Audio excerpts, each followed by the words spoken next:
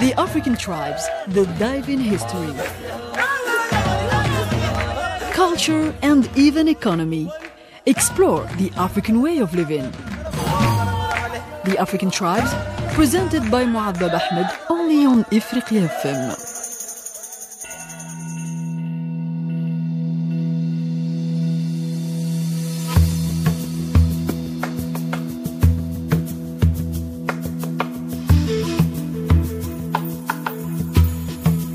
Good day, listeners, and welcome back to the African Tribes, your window into the diverse cultures, histories, and lives of the people that make up this great continent. I'm your host, Moad Babaahmed, and today we turn our attention to one of the largest and most widespread ethnic groups in Africa, the Fulani. Also known as Fula or Pearl, the Fulani people number in the tens of millions, with a presence spanning over 20 centuries, from Senegal and Kenya in the west and across Mali, Niger and Nigeria, as far east as Cameroon, Chad and Sudan.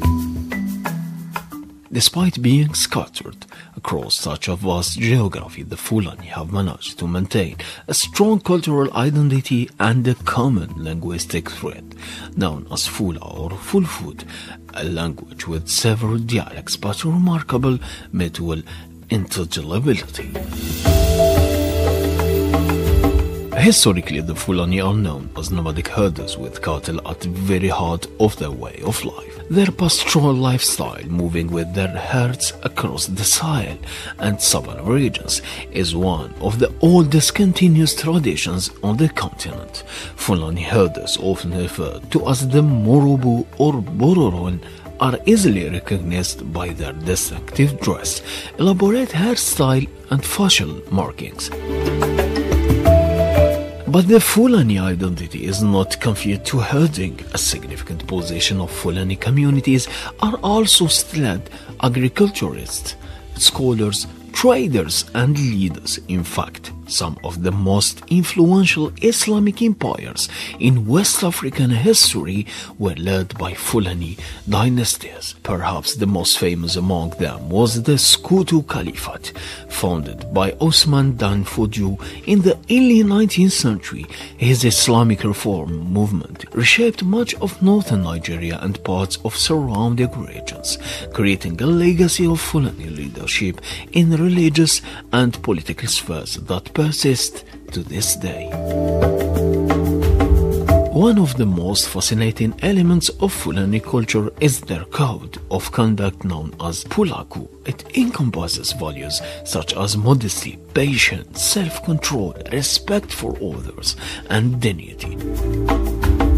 For the Fulani, Pulaku is both a social ideal and spiritual guide, a way of being that reflects inner strength and communal harmony.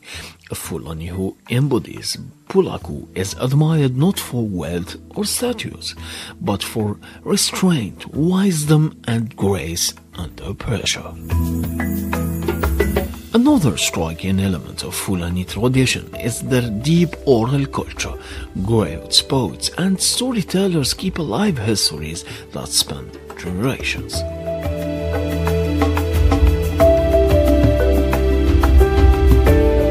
Truth songs, proverbs, and tales. They pass down knowledge, entertain, and educate. Music especially is central to social events. The Fulani flute, known as tambin in Kenya, produces haunting melodies that echoes across grasslands during weddings, festivals, and communal gatherings.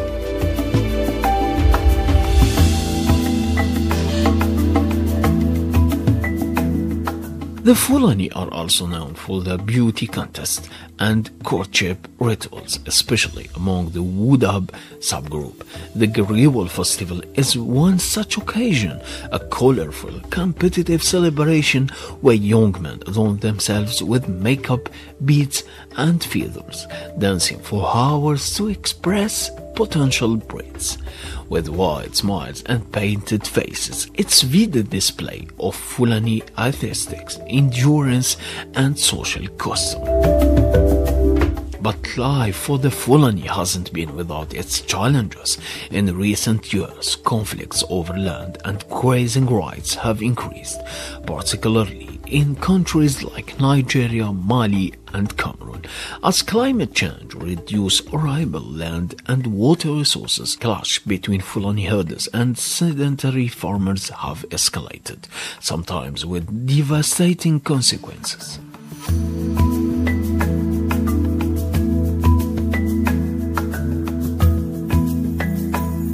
Political manipulation and extremist violence have further complicated these tensions, unfairly labeling many Fulani communities as militants, despite the majority being peacefully citizens striving to preserve their way of life.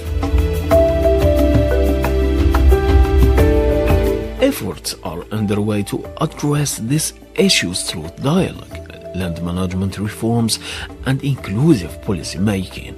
Through the road ahead remains complex. It's vital to remember that the Fulani, like all communities, are not a monolith. They are diverse in practice, belief, and aspiration, and their stories deserve nuance and respect. Despite the modern pressures of globalization and displacement, many Fulani communities continue to adapt while keeping their traditions alive. From the open plains of Senegal to the highlands of Cameroon, they are teaching their children the same values they have upheld for centuries, values of honor, resilience, and pride in their heritage.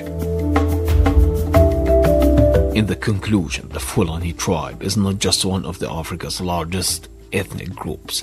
They are a cultural force, a bridge between past and present movements and settlement, tradition and modernity. Their story is one of migration and memory, of faith and survival, of community and complexity. As we reflect on the Fulani experience, may we be reminded that Africa's diversity is not only in its languages and landscapes, but in the lives of its people who carry the weight of history and the hope of tomorrow in every journey they take.